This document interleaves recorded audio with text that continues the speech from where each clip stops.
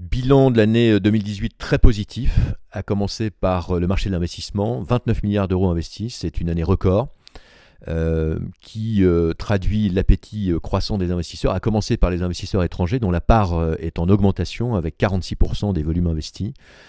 Et également un marché des grandes transactions très dynamique, en hausse par rapport à l'année précédente, 77 transactions de plus de 100 millions d'euros, avec sur ce segment un dynamisme très très fort des investisseurs étrangers.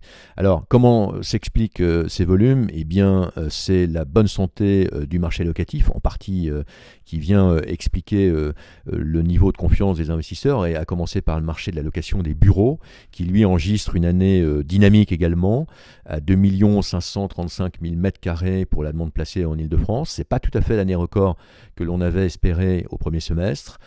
Néanmoins, ça reste une année qui est supérieure à la moyenne décennale, de plus de 14%.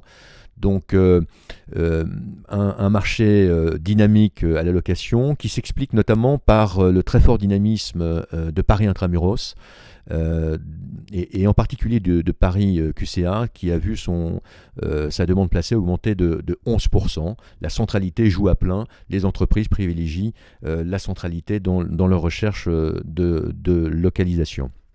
Un mot enfin sur le marché des commerces, qui lui a un bilan plus mitigé, mais qui reste tout aussi dynamique, en particulier dans Paris, dans les grandes artères commerçantes.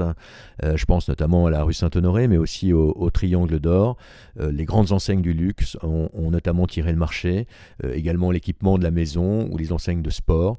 Je pense à quelques grandes opérations qui ont animé le marché, comme la location du premier magasin de centre-ville du groupe Ikea, place de la Madeleine, ou encore le futur flagship de Dior, avenue des Champs-Élysées.